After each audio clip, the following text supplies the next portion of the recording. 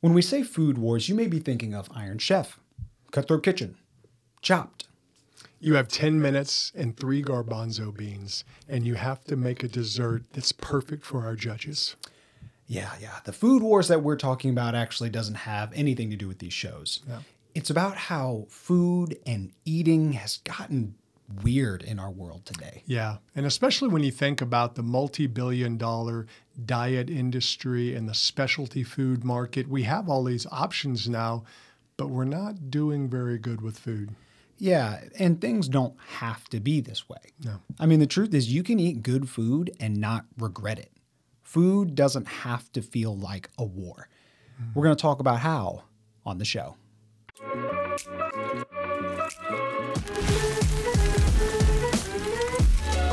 This is the Thriving Man Podcast with David and Reese Maxwell. These weekly shows are designed to help you remove the confusion from your life and make real progress with your growth. No matter where you are or where you're going, we're here to help you live a life you can be proud of. So welcome to the Thriving Man Podcast. Let's talk about the reality of the food war that we're facing today. Truth is, most guys, most humans are eating too much in our world today. Yeah, especially in the Western culture, no doubt. Yeah, I actually have a story about this. I remember when I was a kid, I had a friend, and we would always do sleepover parties for his birthday. And it was a fun time. We would eat a bunch of food. We would hang out. And inevitably, we would eat so much food that he threw up and usually had to go home early. Yeah. And then we would all throw up. I remember one time, we had a time where we were all in sleeping bags, and one of the kids just sat up at like 2 a.m. No. and just vomited all over himself. He was like, "Bleh." And I think we had wings that night. And either they weren't fully cooked or we just had way too many. But it ended with all of us having to go home early. Like I was at 4 a.m. going to my friend's dad and was like, "Can I have some Pepto-Bismol?" And that was pretty much a yearly Yeah, I was about to say, occurrence. didn't that happen like often with y'all when you got together? Unfortunately, yes. Yeah. But it's funny because that's just what we did. And for a lot of guys, that's what we do today. It is. I mean, when I was young, I was a big eater. I was a big kid. I was always big. And so I kind of got this reputation as a big eater. Yeah. Now, the reputation was deserved. I did. And You earned it. yeah, I earned it. But one of the things that was funny, because my college roommates still make fun of me for this, is I said a phrase one time. They said something, "What are you doing, Dave? What are you eating?" I said, "I'm eating cereal." And they said, "You're always eating cereal." And I was like, "I'm a big cereal-eating man." And it just was. I ate a ton of cereal. I loved it. I used to get like giant, almost mixing bowls to make cereal. Because to me, a regular bowl just wasn't enough. Yeah. And so I had to have the bigger bowl of cereal, which wasn't good for me, but, I enjoyed it at the time. But I was kind of a big guy because of it. Well, I think that needs to be our T-shirts for Thriving Man. Like the front to it says, "I'm a big cereal-eating man." And on the back, it's got a mixing bowl chock full of cereal. That's going to be in the merch store soon. Yeah. If you want that, let us know because I would think we would have fun designing That'd be that a shirt. fun T-shirt to have, actually. But the truth is, you are not alone in that. Yeah. I mean, for us in our birthday party, we were all together eating way too much and throwing up. There is a obesity epidemic in our world today. It is. And as we talked about a couple weeks ago, weight is not the only part of health, but it is something we need to examine. We do need to examine the way we eat because clearly there's something messed up. You found a statistic about a month ago. Yeah. I used the statistic for one of the other podcasts where 75% of men 40 and over in our country today in the U.S. are obese, which means they have 30% body fat or more. Yeah. And it's one of those things that you see it, they say, well, it's just the Western diet. I don't know if it's the diet as much as I think a lot of Western cultures, people are doing well. They're doing well. They're not in survival. But, they're not having to, I don't have food. Yeah. But we can tend to overeat. And I think in the West, a lot of people today compensate with a lot of things with their eating. I'm bored, so I eat. I'm lonely, so I eat. I don't know what to do with my life, so I eat. Right. But I think also what we've talked about the last few weeks, the lack of physical movement, the lack of exercise. We become where we just sit all the time. Yeah. I think all that adds up to the problem. And it's not just the statistic has to do with older people, but you look at kids, you know, everybody's obesity level has been increasing. Yeah. And it's kind of a negative. And we see this where people are even trying to accept it. I was going to say that. It seems like now there's kind of a movement of like, I'm beautiful no matter how big I am. And that's, I mean, you're seeing that at stores. You're seeing that on commercials. A lot of plus-sized people. Yeah. It's getting to the point to where it's like, well, if we can't change it, we might as well accept it. Yeah, and I mean, there is truth to it in that everybody is a beautiful person. Everybody is an individual, and they should be treated with respect and dignity. That is very true. But it's not healthy to be overweight. Right. And accepting it doesn't make it better. And the thing that's funny to me is the plus-size model thing they're doing with the females, but you don't see that with the males. That's a good point. You don't see a lot of plus-size males up on the thing. Yeah, like in Target, you're not going to see. In Target, you're not seeing a plus-size male. Yeah, that's a good point. A lot of times, in fact, the males look like they need a sandwich. True. And I'm not saying it's like right starving. for the women to be that way too, to look anorexic. In fact, I was watching a show recently. It's a K-drama. And there was one character and her shirt has a cutoff so you could see her stomach. I mean, she looked almost emaciated. Yeah. And I'm like, okay, this girl needs a couple sandwiches. Yeah, get this lady some food. Yeah, she needs some food. But our country food, that's not the problem. No, it's not a big problem here in the U.S. No. Maybe in like California, where like image is like very big. Like I've known some girls that have almost starved themselves. Yeah. And that used to be more normal back in the day. Yeah, it did. But we'd like to get to a place of balance to where we're not starving. Yeah. But we're also not 30% body fat. Yeah, and the reality of food is it's one of the biggest influences on our health. It really is. I mean, how you eat, what you eat really influences a lot of your overall healthiness. It's part of, the exercise and doing those things. Right. But food, you can't get away from it. Yeah, there's a guy that we follow, Athlean X. He's got all kinds of workout videos, but one of the things he always says is you can't outwork bad nutrition. And it's so true. Like if you look at the amount of calories you can get in like 10 minutes of eating. Oh, yeah. And the amount of time it takes to burn those calories, yeah, it's crazy, dude. Like, yeah, I saw a video the other day. A guy ate a crumble cookie. Yeah. And I think it was like 800 and something calories for one cookie. And he said, let me see how long it takes for me to burn 800 calories. And he ran over 6 miles just to burn what he ate in one cookie. And so to me, it was a great illustration of you can't, no matter how much you work out, you're not going to outwork your bad diet.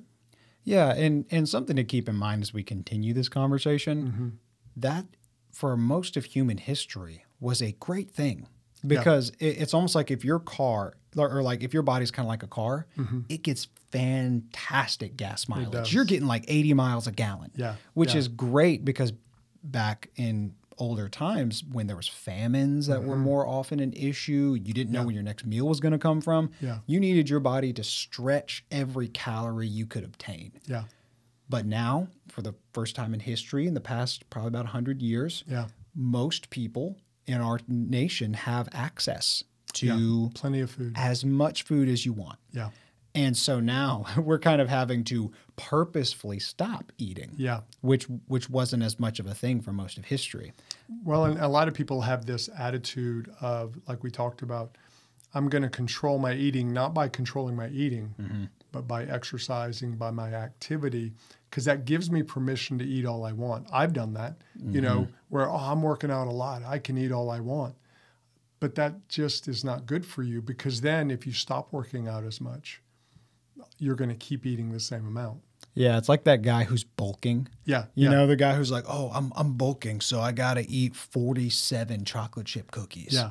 Because I'm bulking. I'm trying to get a calorie of surplus. Yeah. Well, look at what you're actually getting your calorie surplus with. Maybe you should change that. Well, and I remember Katie, your sister, telling a story about in school, she had a roommate who one day she just got on the floor and started doing a plank. Mm-hmm. And she was like, "What are you doing?" And she goes, "Well, I didn't eat good today, so I need to do some planks."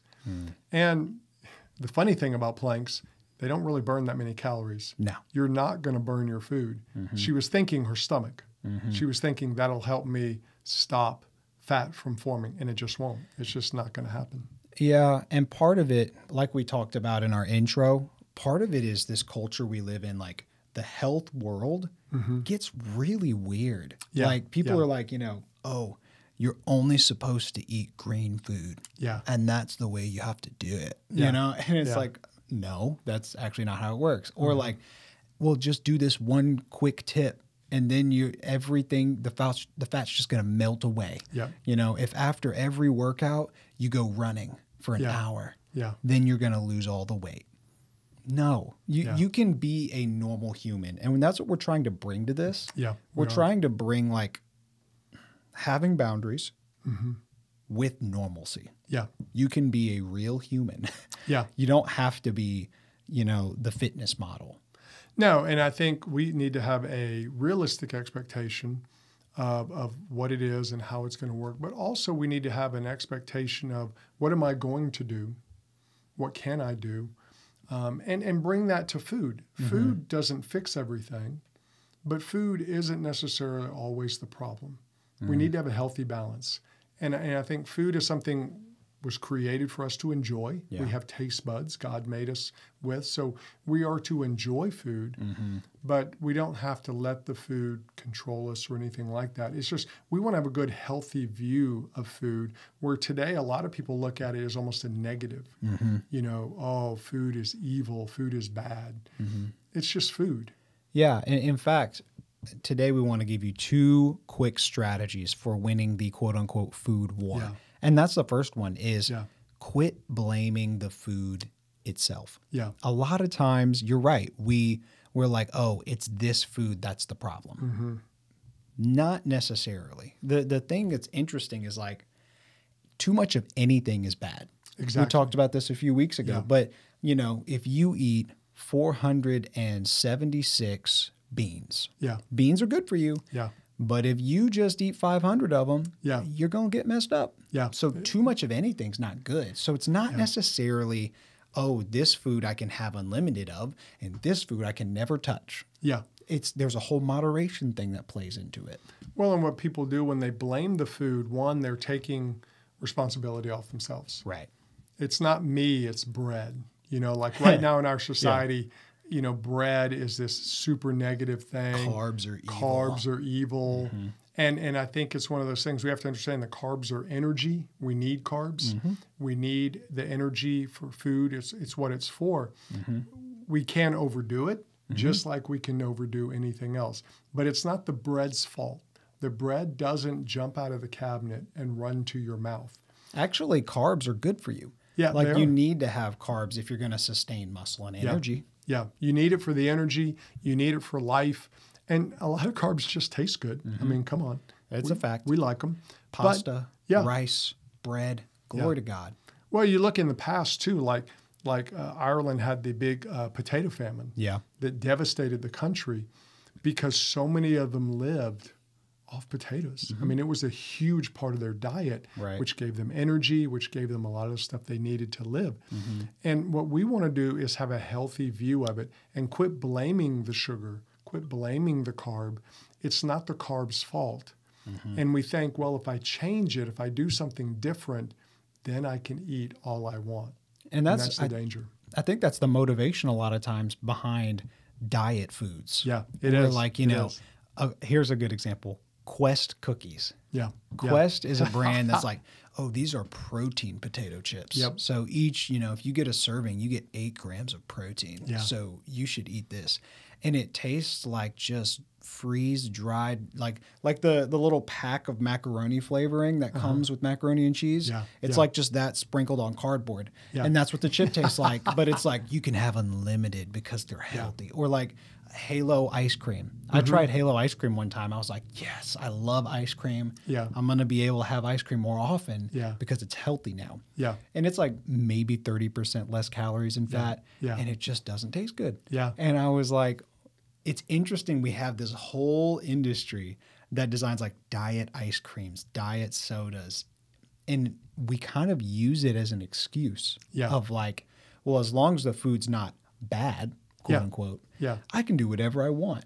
Yep. I can have an unlimited supply of my Diet Coke, my Coke Zero, or my diet ice cream, things like that. And we almost use the diet label, the low fat label, the high protein label to actually overindulge and to consume large quantities of it. And that's not good. It's a bad habit to get into.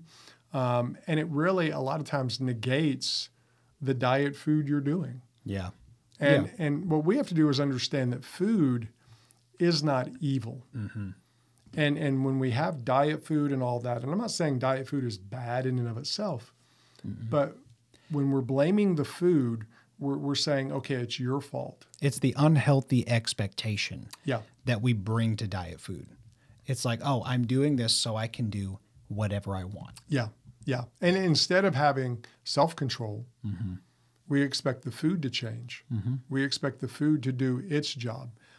But the reality is, when you look around the world, there are a lot of cultures that eat food that we would consider bad. Oh, yeah. But they're relatively healthy, and they don't suffer with the same obesity issues. That's true. Like, I think of, first thing that comes to my mind is French food. Like what are the two top things in French food? Butter and cheese. Not just butter. Like a massive amount. A lot of butter. Like they just fill it.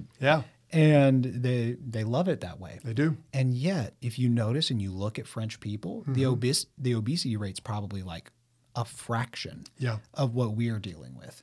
And they're eating bad foods. They just know how to stop. Well, and also they use real food. So they're not using, this butter is made from, some weird substance. They're using real butter. So they're getting the taste. It satisfies them. And I've got a good meal. I've had good flavor, so they can stop. Where a lot of times the diet stuff doesn't taste quite as good, so you consume more looking to get that same feeling. Yeah, no, it's true. So the first strategy to winning the food war, food's not evil. And stop blaming the food itself and start, in a way that can be discouraging because it's like, oh no, it's my fault. Yes, but the positive side of that means that you can start eating like a normal human being as long as you don't go overboard. Like you can eat good food. You can eat chocolate. You can have butter. You can have cheese. You can't have 6 pounds of cheese. But you can have cheese. You can't have an entire stick of butter in every meal, but you can have butter. You know? And sometimes you'll have Europeans come to America and they talk about the portion sizes at a lot of our restaurants. And there is a reality to that. A lot of restaurants serve, and I understand why restaurants do it, because the patrons feel like, this is all you're serving me? And so I understand. We have like the budget side of it. And we want to get all we can for our money. And so we go to the all-you-can-eat buffet. Or we expect a bowl that's the size of our head of pasta. But that's not the best thing for us.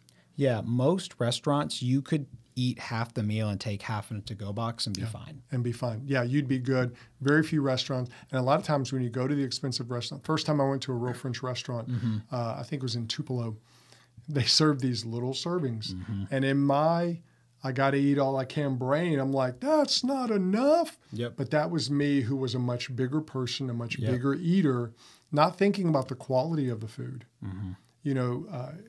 Your sister she was in Thailand recently, went to a restaurant that had 13 courses. And you hear that and you think, mind. 13, but each course was small. The majority of them were small. They had some bigger courses like the entree and stuff, but it was a lot of little things. But the flavor, she said, was out of this world. So it has to do with flavor and stuff like that. And when you start thinking that way, I think it helps you go, okay, I can still have it, but why eat the whole thing? Why not try to eat less of it and still enjoy it? I think we can't blame the food. Yeah. It's not quite as simple if we don't blame the food, but it makes it to where we can have a more quality life when it comes to our eating. It's true. We don't have to get lean cuisine for every single meal for the rest of our life. But the second tool we want to give you guys is to think long term when it comes to your eating. Think sustainable. That's the thing that frustrates me about diets. Yeah. A lot of times when we use the word diet, we are assuming it is a short-term thing. Yeah, and most diets are, and no matter what diet you're on, most diets don't last long term. No. You know, if you eat, I've known people who've tried keto. I know people who've tried the no sugar, no carb diet. Right. You know, a lot of them are in, and a lot of times there's fats. I've been around long enough where low fat was the thing for a time. Yep. And then counting calories and all that. Well, at least the counting calories is a little more sustainable because you learn. But when you are cutting out food or eating weird food or doing some kind of, I drink 2 shakes a day of this and only eat 1 meal at night, okay, maybe you enjoy that. But for a lot of people, that's not sustainable. The key is, do you enjoy it really? Yeah, I mean, that's it. how long can you, our top question to you really is can I do this the rest of my life and be happy? Yeah. For me, I mean, maybe you're one of the lucky few, but for me, keto's never going to be one of those things for me. Yeah. Because I like fatty foods. You know, Yeah. I'm not going to go crazy, but I would rather have fat and bring portion control to it than to never eat fat. Well, when someone cuts out carbs from their diet, they're not going to have bread. They're not going to have pasta. They're not going to have rice, potatoes. Those were a big part of meals. They're going to miss a high source of energy. And now you say, well, I'm doing it and I love it. It's sustainable. Well, that's great. You found what's sustainable. Yeah. And that's what I think every person has to do. You may love a vegan type diet, and that may be your favorite. Well, okay, then do that. But is it sustainable? And that's where I think what you said, when we get into diet, it's by nature short term. It's not going to last. Yeah. And then when we stop, we just put the weight back on. And then we go back to what we talked about last week. We get cynical. We think, oh, people are just going to have to accept me the way I am. I can't change, all that kind of stuff. Yeah, there's a built-in assumption that it's a means to an end. Yeah. That you eating a diet or eating on a diet is just to get to a weight, and then once you do that, the diet ends, and you're going to go back to the same old habits. You are. The key is building new long-term habits, and you know, as we move to kind of our challenge portion, we want you as a listener to begin to reflect, look at the way you're eating, and ask yourself, how am I approaching eating? Yeah. Well, how am I thinking about it? Because I think in our society, in the U.S., we have a big problem with gluttony. We do. Gluttony, and I want you to really take a second to resonate with this. Gluttony is not an amount, it's an attitude. Gluttony is not an amount of food, it's an attitude.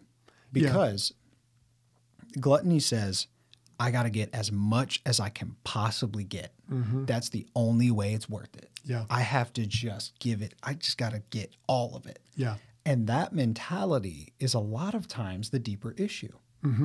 It is. And I think a lot of times food becomes that emotional support animal of our life that we need. And I know for me, food was a way to fill a void. Food was a way to kind of hide pain. Food was something that I used to kind of cover up a lot of things. Yeah. I didn't know what to do. And I think a lot of people do that today. We even call it comfort food. Yeah, You know? And a lot of people, I just need a good comfort food. What's your comfort meal. food? Yeah, what's your comfort food? Yep.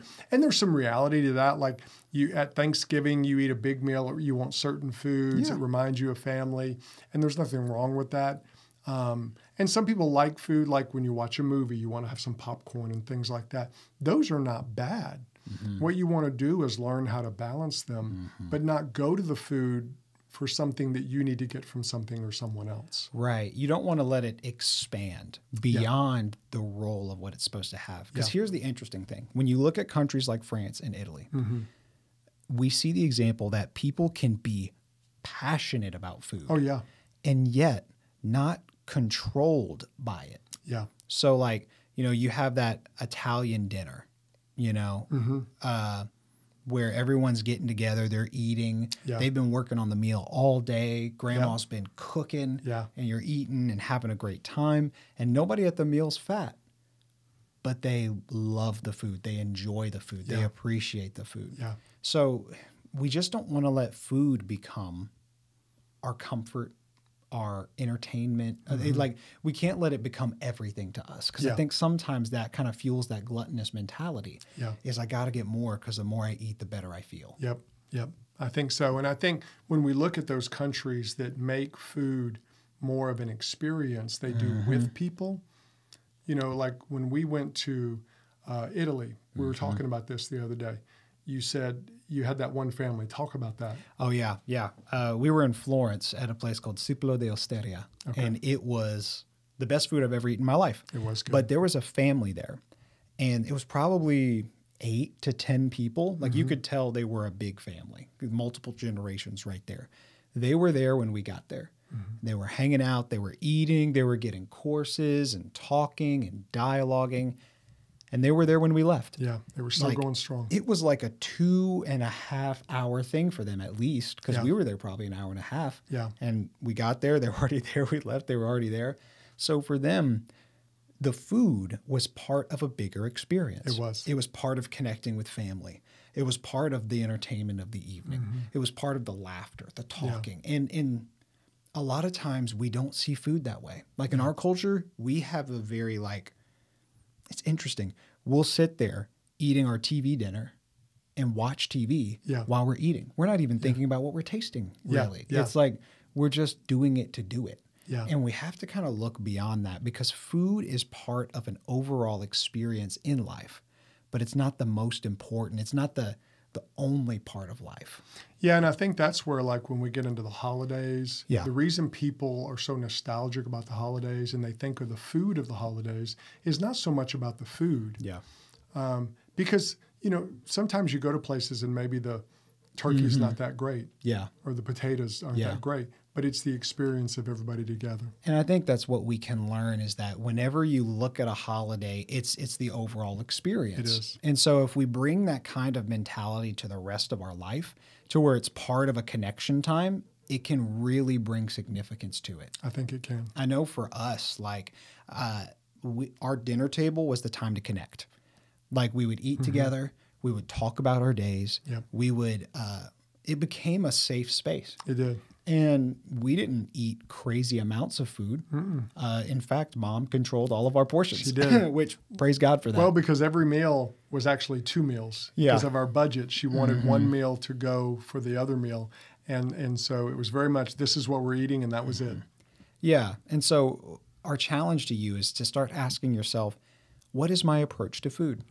Am I approaching it with, I have to get more because more is better? Or are you having a more holistic approach to it? And wherever you see the disparity from what you have in your perspective and what should be, take a step towards that this week. Maybe it's adding some connection time. Maybe it's having better food, but doing it with less portions. The fact is, we want you to remember, food is a part of a good life. It is. You don't have to hate food or look down on food. You don't have to have this weird relationship with diets. You just got to find something that's long-term and helps you sustain that. And that's what we're about here on the podcast. I mean, ultimately at Thriving Man, our goal is for you to live a life that you can be proud of. We want you to experience physical health, but also mental, emotional, spiritual. We're trying to fit this into the big picture of an excellent life. All right. So that's the perspective we want you to bring to your physical health, but also all the other areas. If this helped you, we would encourage you, rate the podcast or like and subscribe if you're on YouTube, because we do have a YouTube channel. Keep in mind that if you want to learn more about those 4 areas, we do have our 4 fundamental PDF on our website. It's absolutely free. Just put in your email and we'll send it to you, because we want you to thrive in every way. Share this with somebody that it helps. We're trying to reach as many guys as we can right now. The goal is for men to go from survival mode to living a thriving, excellent life. We'll see you on the next episode. Thanks for listening to the Thriving Man Podcast. If you want to check out more resources from David and Reese, you can go to thrivingman.com. We'll see you in the next episode.